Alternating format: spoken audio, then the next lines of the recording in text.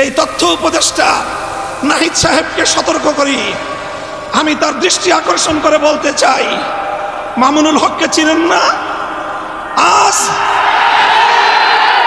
আজকে ফ্যাসিবাদ বিলোপ হওয়ার 1.5 মাসের মাথায় আমার বিরুদ্ধে অনলাইনে ফেসবুক কর্তৃপক্ষ সহ ইউটিউব কর্তৃপক্ষ সহ অঘোষিত নিষেধাজ্ঞা জারি করে রেখেছে।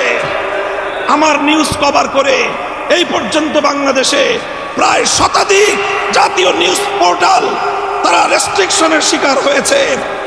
আপনারা ওখানে বিলাসিতা করেন, বৈষম্যের বিরুদ্ধে সংগ্রামী আমাদেরকে আমাদের সমস্যাগুলোকে সমাধান করবার কোনো চিন্তা আপনাদের নাই। আপনারা উপদেষ্টা পরিষদ রাষ্ট্র পরিচালনা করতে পারবেন না আমাদের সহযোগিতা ছাড়া। আমার এই বক্তব্যের 24 ঘন্টার মধ্যে যদি আপনারা কোনো ব্যবস্থা গ্রহণ না করেন, আমরা আপনাদের বিরুদ্ধে ব্যবস্থা গ্রহণ করতে বাধ্য হব।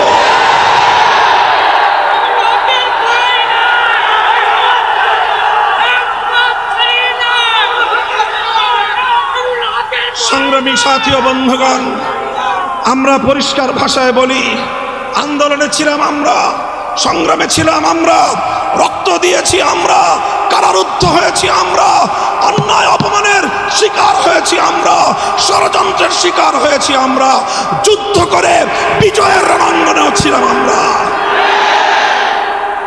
এখন সম্মিলিতভাবে এই রাষ্ট্রটাকে এগিয়ে নেওয়ার দায়িত্ব আমাদের। আমরা সহযোগিতা করতে চাই, গায়ে পড়ে সহযোগিতা করতে চাই।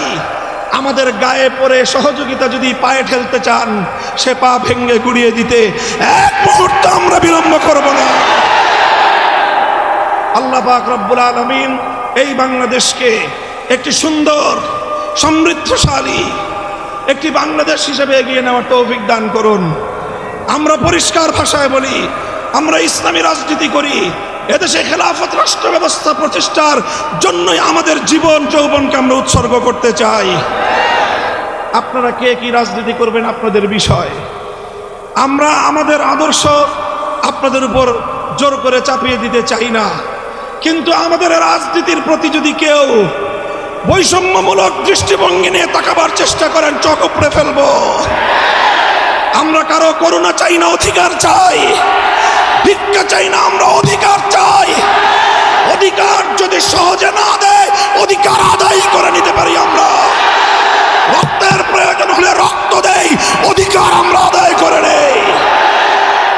আমাদের এই কথাগুলো, আমাদের অবস্থান এবং আমাদের এই বাংলাদেশের গণমানুষের সঙ্গে আমাদের রিলেশনটাকে নতুন করে পড়ে নেবেন। যদি কেউ যদি আমাদের ব্যাপারে অন্য কোনো ভাবনা ভাবতে চান, তাহলে আপনাদেরকে রাজপথে মোকাবেলার দাওয়াত থাকলো। সংগ্রামী সাথী ও বন্ধুগণ, একটি সুন্দর বাংলাদেশ গড়ে উঠুক, বৈষম্যহীন বাংলাদেশ গড়ে উঠুক। আর কোনো শিক্ষাঙ্গনে তোফাজ্জলদের মতো আর কোনো মানুষকে যেন এভাবে বিচার বহির্ভূত হত্যাকাণ্ডের শিকার হতে না হয়। সকল বিচার বহির্ভূত হত্যাকাণ্ডগুলোকে তদন্তপূর্বক প্রকৃত দোষীদের বিরুদ্ধে ব্যবস্থা গ্রহণের দাবি জানিয়ে একটি সুন্দর সুশৃঙ্খল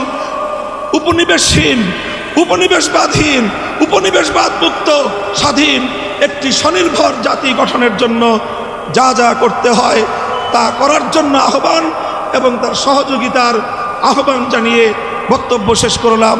নাসরুম মিনাল্লাহি ওয়া ফাতহুন করিম ওয়া আখিরু দাওয়ানা আলহামদুলিল্লাহি রাব্বিল আলামিন। বাংলাদেশ খেলাফত ছাত্র মজলিস জিন্দাবাদ, বাংলাদেশ খেলাফত মজলিস জিন্দাবাদ। সুবহানাল্লাহি ওয়া বিহামদিহি, সুবহানাকা আল্লাহুম্মা ওয়া বিহামদিক, আশহাদু আল্লা ইলাহা ইল্লা আনতা, আস্তাগফিরুকা ওয়া আতুবু ইলাইক।